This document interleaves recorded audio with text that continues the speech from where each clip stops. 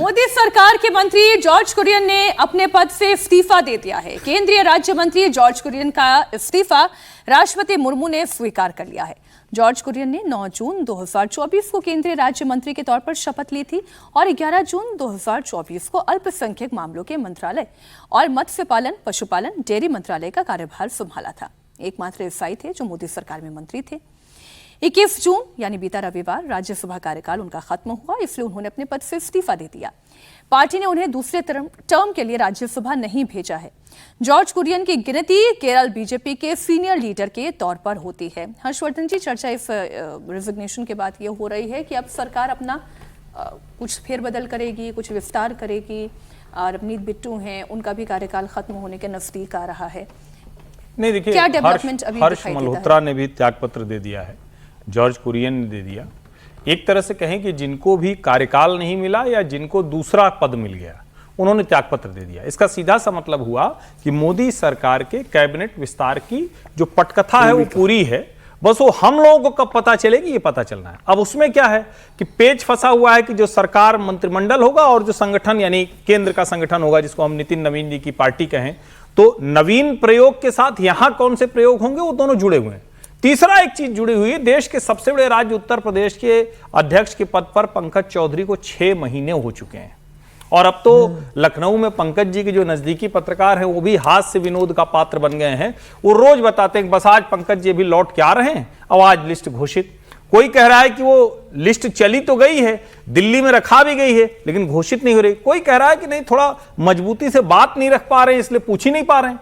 काम सब फिट है, पूछ ही नहीं पा रहे हैं कि आज जारी कर दें क्या। तो कुल मिलाकर ये तीनों एक दूसरे से इंटरलिंक्ड है, लेकिन इसका सीधा सा मतलब हुआ कि अगले ये जो जिसको कहें कि जून महीना खत्म होते होते आपको यूपी की टीम, राष्ट्रीय टीम और कैबिनेट का जब एक्सपेंशन होगा उसकी भी तारीख सामने आ जाएगी। एक और खबर, अच्छा केरल की खबर देखिए, उत्तर प्रदेश केरल में चुनाव खत्म हो गए, कुरियन साहब की क्या जरूरत है? हाँ, बात आप बिल्कुल सही कह रहे हैं। हालांकि एक लाइन और जोड़ दूं, उत्तर प्रदेश में एक चर्चा ये भी है कि नितिन नवीन जी के साथ जो लोग युवा मोर्चा में काम किए थे, कहीं ऐसा ना हो कि उस चक्कर में ऐसे लोग आ जाएं जो उसके योग्य नहीं। बोले बड़ी चर्चा है। मतलब आप नवीन साहब को बहुत सीरियसली अध्यक्ष मान रहे हैं? नहीं, अध्यक्ष हैं सर, मैं बिल्कुल मान रहा हूं सर, अध्यक्ष हैं वो। नितिन नवीन जी भारतीय जनता पार्टी के राष्ट्रीय अध्यक्ष हैं। क्या आप नहीं ऐसा मानते हैं? नहीं, मतलब ये बनाने के लिए, टीम बनाने के साथ। नहीं सर, अरे बिल्कुल टीम बनाने के लिए अध्यक्ष हैं तो बना ही सकते हैं। बीजेपी में राहुल गांधी नहीं होता सर, इसलिए आप तुलना मत ऐसे मत तुलना कीजिए। दूसरी बात कि इसमें कोई दो राय नहीं कि उत्तर प्रदेश चुनाव में जाने वाला है और अब इसकी आवश्यकता हो गई है कि केंद्रीय नेतृत्व और भारतीय जनता पार्टी के अध्यक्ष और मुख्यमंत्री बैठ करके ये तय कर लें कि संगठन में क्या क्या किन किन लोगों को जाना जाए। और मुझे लगता है कि इसको बहुत गंभीरता, इसको प्रायोरिटी के साथ करना चाहिए। केंद्र में टीम बने उससे पहले मुझे लगता है कि इससे उत्तर प्रदेश में टीम बन जानी चाहिए। ठीक बात है। इसलिए क्योंकि केंद्र में तो ठीक है, 1 आध महीना लेट भी हो सकता है, लेकिन जिम्मेदारी सौंपने की अब आवश्यकता आ गई है, प्रभार सौंपने का आ गया है, क्योंकि उत्तर प्रदेश पूरी तरीके से चुनावी मोड में आ चुका है। अब इसमें इफ एंड बट की कोई गुंजाइश नहीं बच गई है। 14 दिसंबर को बने थे। मेरा अपना मानना है कि जब 6 महीने हो गए उनको प्रदेश अध्यक्ष बने, नेतृत्व हो तो उसको कम से कम। और यह उस पार्टी की हालत है जो 24 घंटे 7 दिन काम करती है।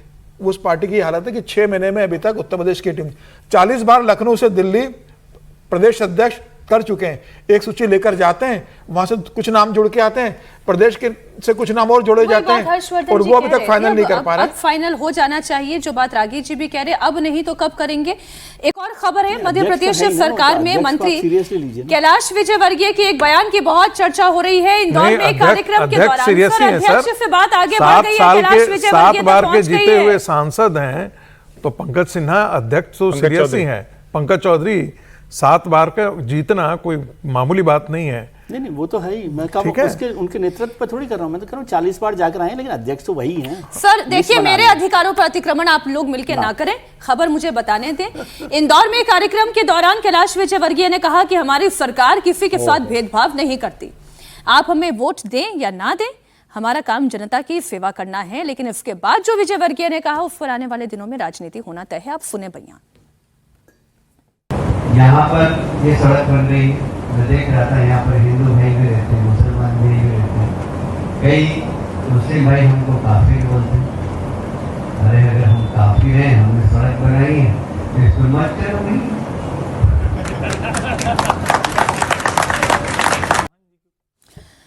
कैलाश विजयवर्गीय ने जो कहा, अब वो जो बात कह रहे हैं, वोट दें चाहे ना दें, ठीक समीर जी?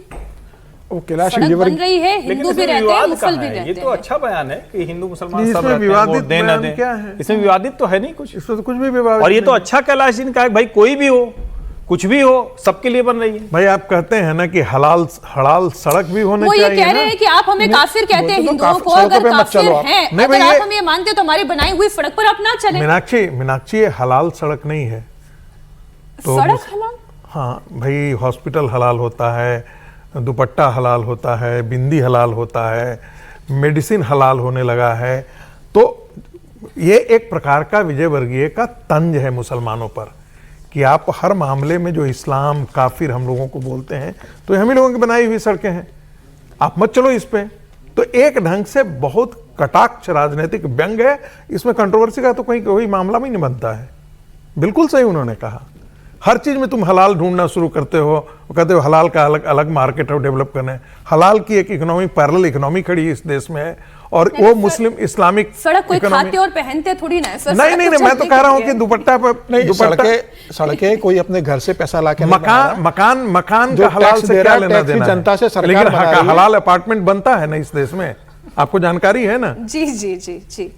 दंगल होना तय है या कोई दंगल नहीं होगा? नहीं, अब ये सब न्यू नॉर्मल है, अब इसमें कोई बवान में होता नहीं। और कैलाश विजयवर्गीय तो वैसे भी ऐसे बयानों के लिए जाने जाते हैं, मतलब तो अब जो ऐसे जितने ज़्यादा बयान देगा वो भारतीय जनता पार्टी का उतना बड़ा नेता बनेगा। तो इसमें कुछ नया नहीं है, इसमें इतना चलता चलता रहेगा। रहेगा। जिस सरकार में 2 अल्पसंख्यक जो समुदाय हैं उनको मंत्रालय से निकाल दिया गया, नहीं उसके नहीं, बाद निकाल नहीं दिया गया सर। उसके बाद आप चर्चा कर रहे हैं, निकाल नहीं दिया उसमें गया, नहीं सर। है, यूं कह नहीं है, लीजिए। ये बोलिए। हाँ, नहीं है। भाई जीत के नहीं आते हैं तो क्या वोट देने नहीं आ पाएंगे? आप वोट तो देते नहीं है। कम्युनिटी वोट देने के लिए आर्क केवल बिशप का facts बता रहा हूं, आप इतना मैं नाराज तो क्यों होते हम हैं? नाराज नहीं हो रहे, हम तो सिर्फ बता रहे हैं दर्शकों को। मैं भी दर्शकों कि को बता रहा आर्क हूं कि बिशप जो सरकार है ने वो 2 मैंडेट बड़े करता है कि समुदाय का ईसाइयों का नेता प्रतिनिधित्व कहता है नहीं कि भारतीय जनता पार्टी को वोट मत करो, तो हम तो इसलिए बोलते अभी हैं। तक तो 5 साल तक मंत्री बना रखा था कुरियन साहब को। अरे सर, तो हम तो इसीलिए बोल रहे हैं। तो नहीं, तब याद नहीं था ये वो बयान जीत आपको? करके नहीं आए हैं। मंत्री बना रखा था ये ना। तो अच्छी बात है ना कि अपॉर्चुनिटी दिया भारतीय जनता पार्टी ने। ये तो दोनों आपको बातें आप प्रशंसा करनी चाहिए ना भारतीय जनता पार्टी की। चलिए, आपको तो प्रशंसा करनी चाहिए कि वो वोट नहीं देते हैं, जितवाते नहीं है, इसके बावजूद भी वो बनाए रखने की कोशिश करते हैं। तो एक तरफा तो प्यार नहीं हो सकता ना सर। आज कहानी कुर्सी को हम इसी नोट पर खत्म करते हैं। भ्रष्ट बिकाऊ सिस्टम ने कैसे कर दी 15 जिंदगी खत्म। आंखों के आगे जलता हुआ बच्चा, तड़पता हुआ पिता, चीखती हुई मां। लखनऊ में मौत के कोचिंग सेंटर के बाद कैसे नींद से जाग रहा है हत्यारा सिस्टम। हम एक छोटे से ब्रेक के बाद राजहल में करेंगे इसी खबर पर बात। बहुत शुक्रिया हर्षवर्धन जी आपका, विजय जी, संगीत रागी जी, सुमीर चौगांवकर जी हमारे साथ कहानी कुर्सी की में जुड़ने के लिए।